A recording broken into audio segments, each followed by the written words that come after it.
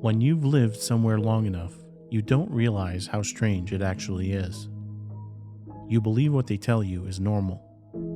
And if you don't dig too deep, this town we live in appears heavenly. When you come to Agsbury, you sure are taken care of for the rest of your life. All the houses on our streets are beautifully crafted in their specific, individual ways to make a family feel welcome and happy. We are told this exact fact when we are assigned to help with a new house. It started out small many years ago, a tiny village with just the basic necessities, like a small grocery store, a school, and a doctor's office. But it has grown exponentially to a town with more than 1,000 people. I can't say exactly what it looked like in the beginning because that was way before I was even born. All I can say is that during the 16 years of my life, I've enjoyed living here. Every week, we have a big market in the center of town where we can buy everything that our hearts desire. When the market isn't there, we have a number of shops and boutiques run by the people that live here. There's a cinema and a theater and different clubs you can join. It really is very seldom that a person or family moves away from here, but when they do, their house is renovated or a new one is built. During the last few months, I helped with the finishing touches of the newest house in our town. It is especially exciting to me, as it filled the empty spot right next to ours, meaning we would get new neighbors soon. I kept waiting and waiting to see who the new people would be. Every day when I came home from school, I checked to see if they were there yet. When the holidays started, I began spending significantly more time sitting by the window in my room, looking for a moving truck. When the new family finally moved in, I completely missed it. My friend Jules had stayed over and we'd fallen asleep watching Grinch. We both woke up early in the morning from loud sounds and commotion coming from next door. We both jumped up to look out the window where we saw a few neighbors standing in front of the new house. With Jules right behind me, I ran downstairs to the kitchen where my parents and my little brother were having breakfast. Mom smiled when she saw me. "Good morning, you two.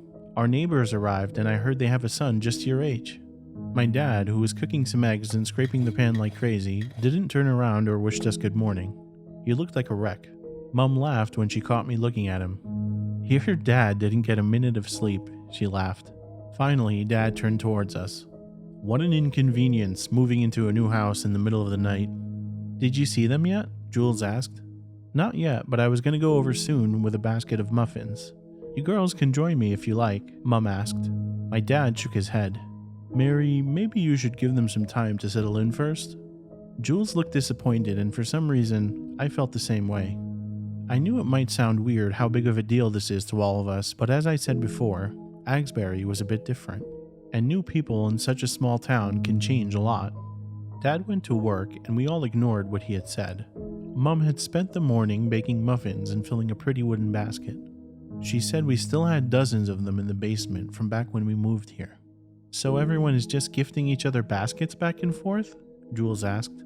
"I saw a bunch of them at our place too." Jules had been my best friend ever since I could remember. She lived down the street and was almost like a sister to me. My mom chuckled. "Well, it's not about the basket, it's what's in it. And, well, about the gesture. We want to make the new family feel welcome." The door was already open, but we still knocked. The house that I'd only seen empty was now filled with furniture, decorations, and at least 6 different baskets filled with muffins. Jules and I exchanged a look and tried not to laugh. I guess it isn't about what's inside either. "Oh, hello." A woman my mother's age approached the door. She was wearing a yellow dress. Her black hair framed her face that had at least 3 layers of makeup on it. "Hi there. My name is Mary Lawrence.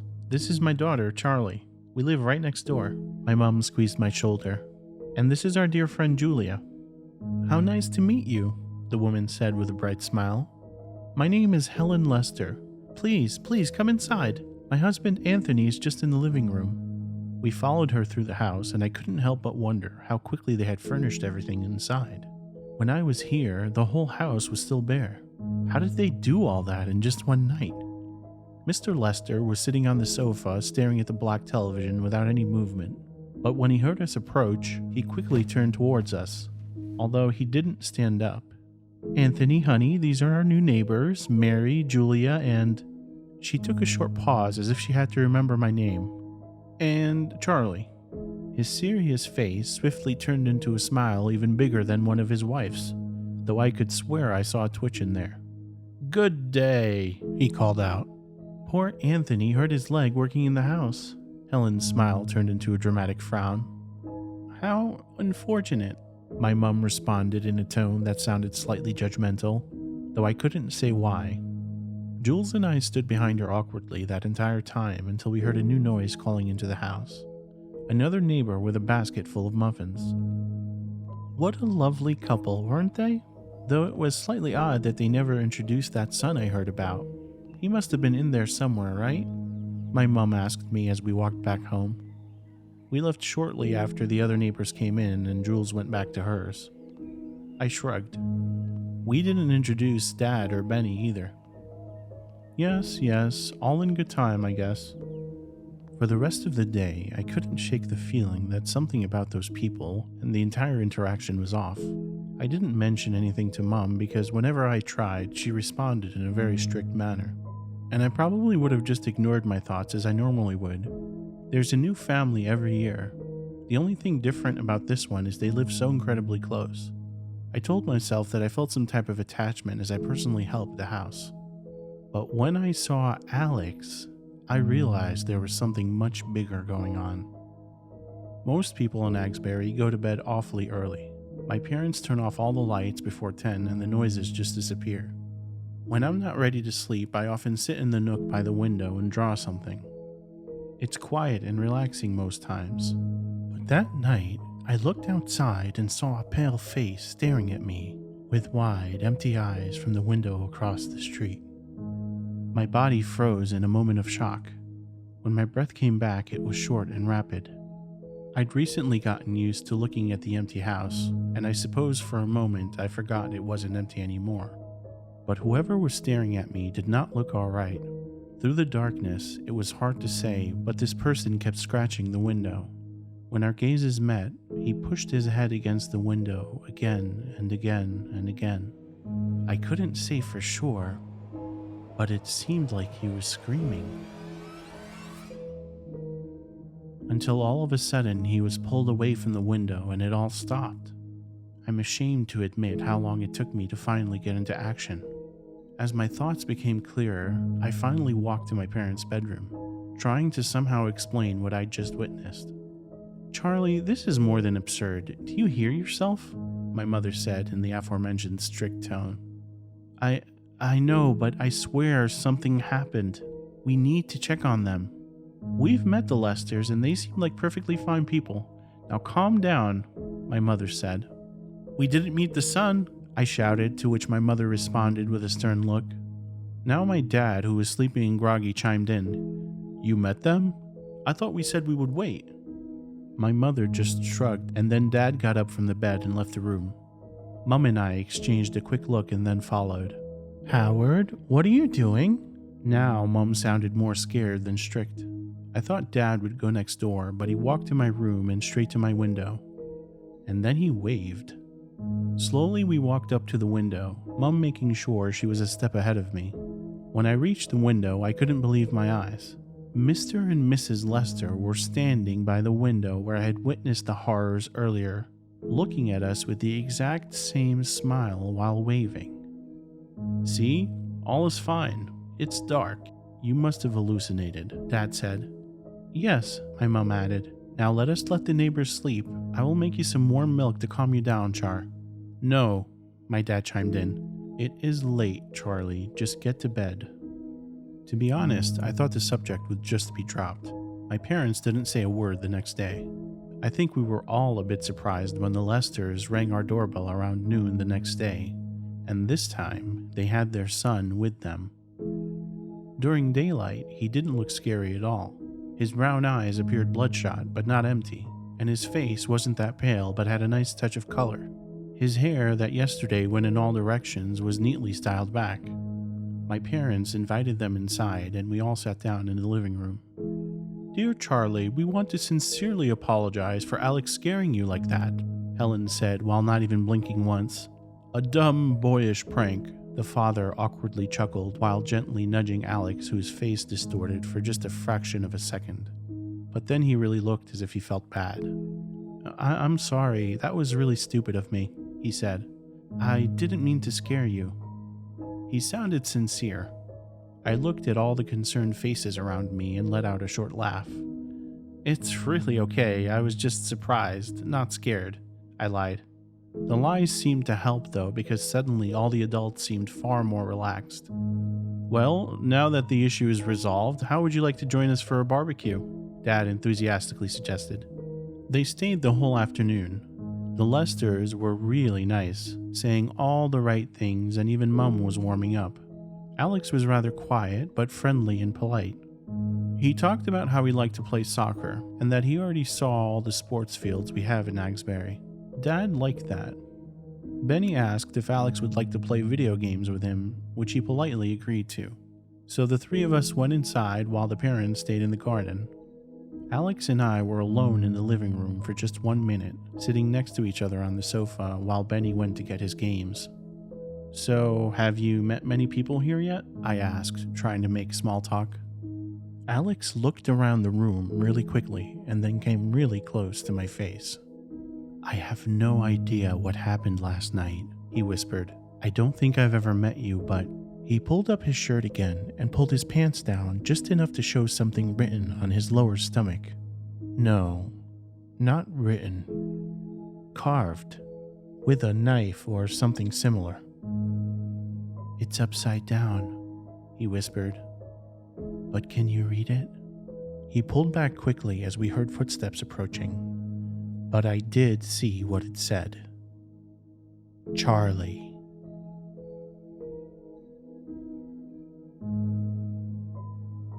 The books in the library, the cinema, the movies we could play. All of them were limited to a specific collection. A way to mimic what was on the outside to give us a sense of having entertainment and choices when in reality we only learned and saw what we were supposed to. Of course, I didn't know it then, and I never should have known. I never would have figured it out if it weren't for that slight coincidence that got the suspicion rolling. Alex says it might have been fate. I believe it was my dad. My name written on the stomach of a boy I'd never seen before had to mean something. I wasn't yet sure whether I could trust this Alex. I had been living a happy and fulfilled life in Agsbury. There was never anything that I missed, nothing I desperately longed for. He was the only factor that led to the disruption of my belief system. And what kind of person would I be if I let some random guy do that? I had a mind of my own after all. So I tried to ignore the issue. I told myself that I'd ask Alex to leave me alone if he tried to bother me again. He should play his weird games on his own. I was set on that, but then Alex surprised me. For the next few days, we saw each other occasionally. We'd get mail from the outside at the same moment. We'd be at the grocery store picking something up for our parents, or we'd be at the sports center at the same time. And every time, he was being awfully normal. During each of these occasions, Alex acted just like everyone else. He waved, said hello, or he'd ask me something simple like, "Do you know where the green beans are?" But it never went further than that. He treated me just like a regular neighbor. He had entirely adapted to our way of living. And that's what got my blood boiling. He ignored the issue, which resulted in me not being able to ignore it any longer. This boy had brought some kind of change to town. I just didn't know what exactly was going on. Of course, I couldn't talk to my parents about any of this. Not after the way they reacted the other night. I saw the strange act of Alex through his window. I didn't even tell Jules, my closest and longest friend. For reasons I couldn't explain, I felt I had to keep it all to myself. In Agsbury, we don't voice criticism or speak of bad emotions. Most of the time, we don't need to, and when you do feel negative, it feels silly to bother others with it. You don't want to be the odd one out. So I thought the best thing I could do would be to befriend Alex to try to figure out more about him. So this is where you usually hang out? Alex's gaze switched between Jules and me. We were sitting at the coffee house overlooking the marketplace. Getting him to join us for coffee was easy. I just acted like it was a spontaneous idea when I saw him helping his mum out in the yard. She was thrilled by the idea of him socializing as well. Not exclusively, but often. We usually come after school, but it's the holidays now, Jules said. Alex nodded. It's nice. Good coffee, he said, and added 3 cubes of sugar to his cup. Yes, it's the absolute best. Well, to be honest, it's the same roast you can get at the market as well, but it does taste nicer when someone else brews it, I think. Jules kept talking. Alex nodded and kept adding sugar cubes to his coffee. That's a lot of sugar, I said when his cup was starting to overflow. Jules hadn't even noticed. Oh. Alex looked down. Sorry, I think I zoned out for a moment. Last night He was interrupted by the waitress who came over with a pot full of fresh coffee. Without even asking, she started pouring coffee into Alex's cup, which was already filled to the brim. Oh, look at you! Your drink's all sugared up. We should add a bit more caffeine or the sweetness will go to your head, she cheerfully said as she removed his cup and filled a new one with coffee so hot that it looked like it was boiling inside of the cup. Alex was really fun once he warmed up. He seemed witty and fit well into our little group. I was starting to think that he could hang out with me and Jules more often. We sat in the coffee house for another hour that practically flew by, talking about all sorts of things.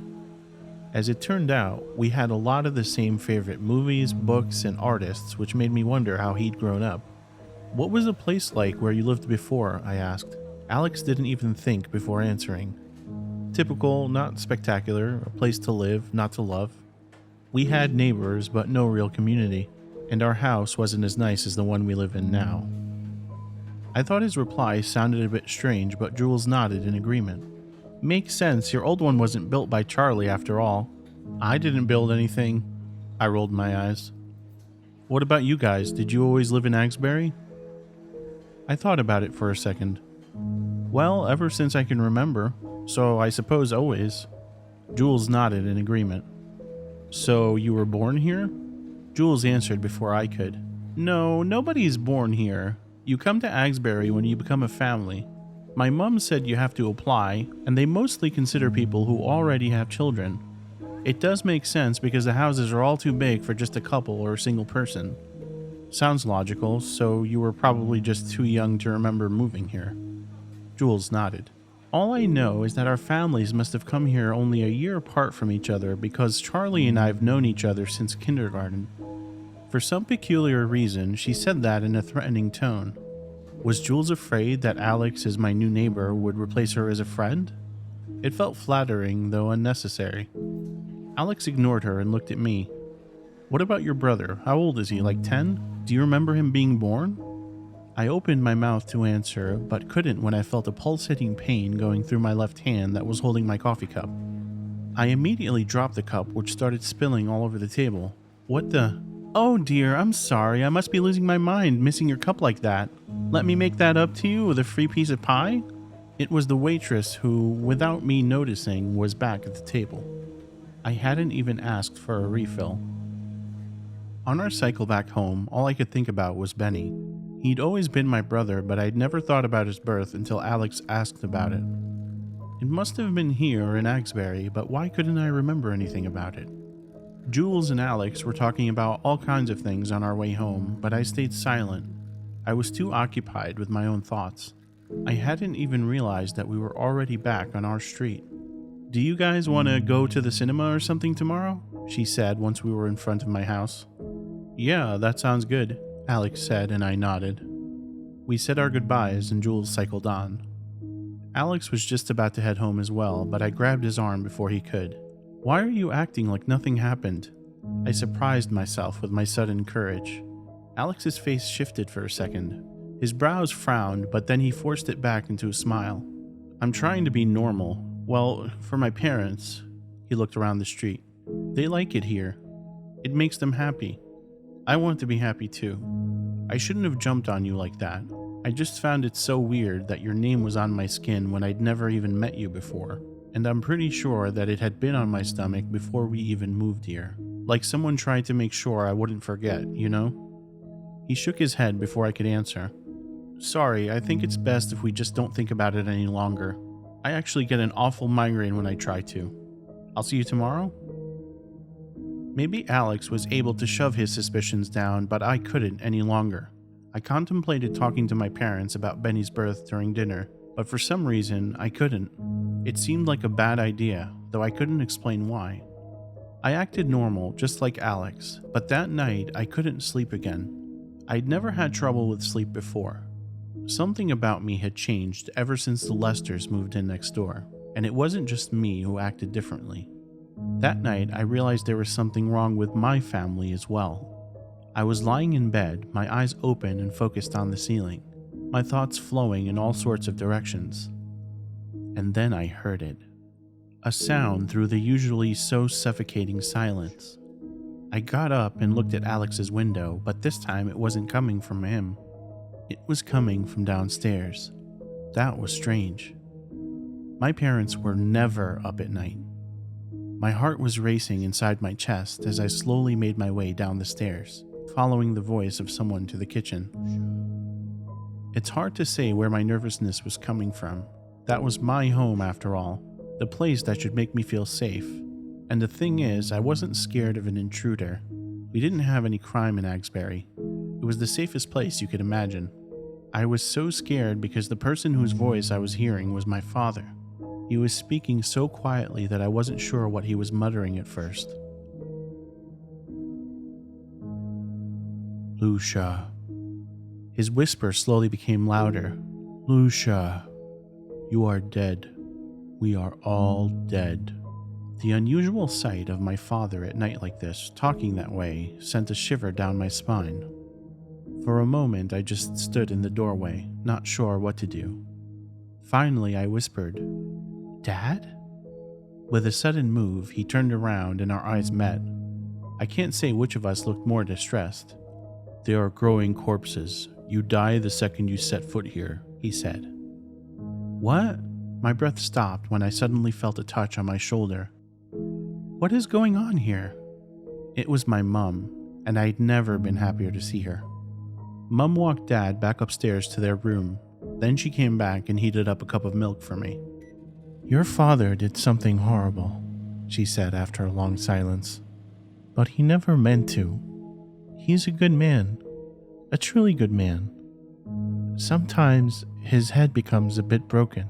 She looked at me, wiping a single tear away from her cheek. But please don't worry, my child. I will call the doctor tomorrow and he will be fine. Go back to bed now. I will bring you the milk, okay? She smiled at me and we hugged. For a moment, I really felt better and safe again. I walked towards the stairs, but turned around one more time to ask my mother something that had been bugging me since the afternoon. Mom, what was the place like where we lived before here? My mother smiled and answered without thinking about it for even a second. Typical, not spectacular. A place to live, not to love. We had neighbors, but no real community. And our house wasn't as nice as the one we live in now.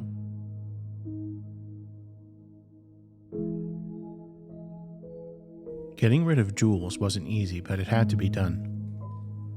I vividly remember meeting my best friend. It's one of the few memories I have that appear somewhat clear in my mind. A happy moment without alteration. Of course, it was easier then because I was younger. Although I can't say how old for sure, I'd been trying to remember whether Benny was already born. I'd been trying that for different memories, but he only appeared in more recent ones. But the image of Jules is clear as day. She was like a ray of sunshine, dressed in a white skirt with lots of bright lemons, almost the color of her hair. Her mom had the same lemons on her apron. We went over to their house after they'd invited us to a barbecue. The parents were chatting loudly. Our mums connected right away, and so did Jules and I. After we ate, we went inside and played games. Thinking about it now, it was a lot like the day Alex's family came over. We liked to repeat stuff. After that day, we were inseparable. She introduced me to everything I know and love. I used to look at her and feel like I belonged. The last time I looked at her, I wished that she would drop dead. Mum and Dad were both gone. Mum had work to do, which was odd for a Sunday, but sometimes that's what it was like. We never questioned her work. Dad had gone to some kind of play date with Benny. None of us mentioned last night during breakfast. Jules and I were in my room getting ready for the cinema. I knew right away there was a reason why she came to my place before. She wanted to talk about Alex. I meant to keep things to myself, at least for now, but after the night I was feeling awfully nervous. Instead of drinking the milk last night, I'd poured it away because I didn't want to sleep. I wanted to think. Now, with only 2 hours of sleep and a mind going in all directions, I started regretting my decision. It made me more emotional and less careful. When she asked about Alex, Jules probably wanted to know if I had a crush on him or something. You can imagine the look she gave me when I told her about everything else. The words came out of my mouth like vomit. The engraved name, the view from my window on his first night, the things the father said. I was pushing my fingernails into the palm of my hand to keep myself from starting to cry. He looked so scary, nothing like my dad, I whispered after I'd poured out everything that had happened without pause. Jules had been watching me carefully and quietly the entire time. But Jules, I don't think he's going crazy. I think he tried to warn me. I whispered the last part, even though we were all alone in the house. My friend got up and sat down right next to me on the bed, with no distance to move. She put her hands on top of mine, which were still formed into fists, and gently lifted up my fingers. Then she moved her hands to my wrists and grabbed them tightly. God, you are so stupid. Her tone was mellow, cold. What? She sighed. Insufferable, really. If it weren't for your mother, you'd probably be long dead. I don't even want to know how often your parents drug you, although I can assume. I stared at her face that showed not a single sign of emotion. Her grip became even tighter. I am sorry, Charlie. I hoped we could earn our place in Agsbury alongside each other. Of course, I would have gotten married first and worked to be accepted as a member with my own house, and then you could have tried the same. We would have been like our moms. With our upbringing, we would have had so many years to live. Now, only one of us does. I tried to pull away, but her nails were digging into my flesh. What on earth are you talking about, Jules? Only worthy ones are chosen to live in heaven, Charlie. Our families worked so hard to come to Agsbury. They spend all their time becoming important members of the community. One day they will be chosen to become the soil that nourishes our earth, the earth that gives up happiness, fortune, and health in return. Finally, she was showing emotion, but in a way that made my blood freeze. Her eyes were opened wide the entire time as if she'd forgotten how to blink, and her teeth were grinding loudly against each other as she tried to force the biggest smile I'd ever seen. Where did you learn all this? What soil? You mean when we die, we are buried? When we are offered and buried, silly, but only when it is our time to leave Agsbury. And I have no intention of leaving the community anytime soon. But you, she signed, you don't understand it, Charlie. Even with all the years your parents have tried to prepare you, you've stayed clueless. Do you know how hard it is to be friends with someone so dumb? If it weren't for your lovely mum, I would have abandoned you much sooner. She loosened her grip slightly and tilted her head. Oh, poor Charlie. You look so scared. Don't worry, it will all be fine. You won't be turned into soil before you turn 18. I will talk to your mother and she will wipe your little memories gently as she can, and then we can have a bit more time together. While all her words were like daggers in my brain, I had to focus. It was possible that my friend had lost her mind, but after everything I'd witnessed these past days, I think the truth was much more complicated. And whatever happened, I couldn't let her talk to my parents. I had to keep my memory clear. So as Jules kept blabbering about her fruitful future, I slammed my head against hers in a moment of surprise. I didn't even think about it. My body simply started to act and my brain tried hard with no time to keep up. She instinctively let my arms go and I got up as quickly as I could, ignoring the pain in my face. She followed fast and grabbed my shirt to pull me down to my knees. "Help!" she shouted, but I shut her up by pushing my elbow into her stomach. She dropped to the ground and I quickly jumped on top of her, pushing my knee into her chest. As the adrenaline rushed through my body, I tried to think of my next step. I wasn't used to fighting anyone, and then we were interrupted. "What the hell?" a new voice spoke. It was Alex who had come inside without our knowledge. Nobody in bloody Agsbury ever locks their door. "Get her off me!" Jules started crying. Alex didn't move. He looked at our bloody faces. When Jules said, "Charlie has gone mad," it looked as if something inside of him clicked. "Do you have a tape? A rope maybe?"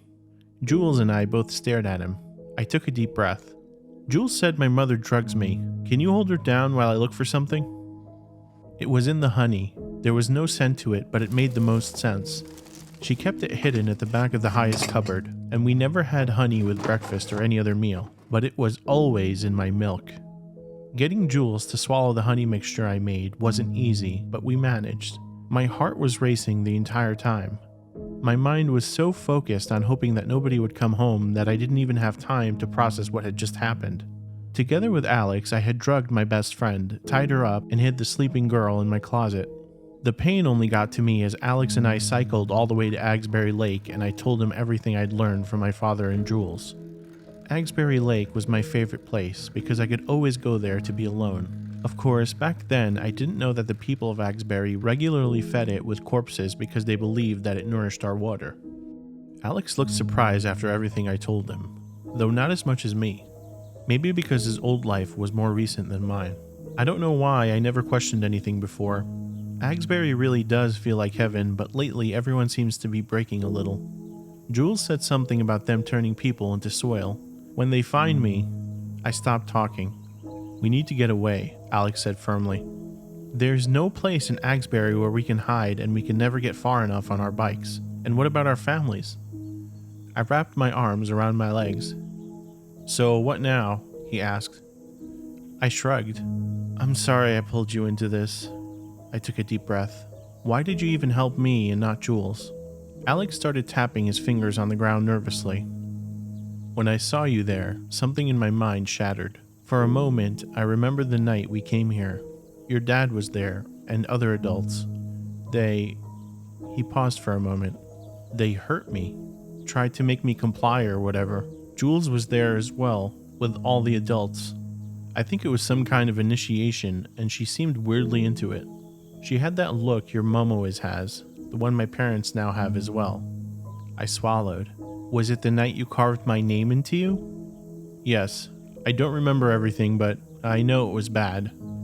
And it's our families that did this to us. We need to get help or—" "Charlie!" Both of us turned around in the same second to see where the voice was coming from. It was my dad walking down the path that leads from the street to the lake. I jumped up. Shit, what now?" Alex looked just as clueless as me, and even more afraid when his eyes met the ones of my dad. At the top of the path, I saw a car. We didn't have a car. Nobody in Agsbury did.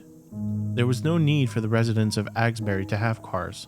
We had bikes for short trips inside the town, and if we wanted to, we could buy skateboards or roller skates, but nothing with a motor. If you are someone with important privileges, you do drive a car at times. For example, if you pick up a new family, and Dad was a trusted resident, but I had no idea why he had it now. Was he trying to get rid of us? "Get in the car, now!" Alex and I both turned to the water for a split second. Should we try to swim? I didn't even know where the lake ended.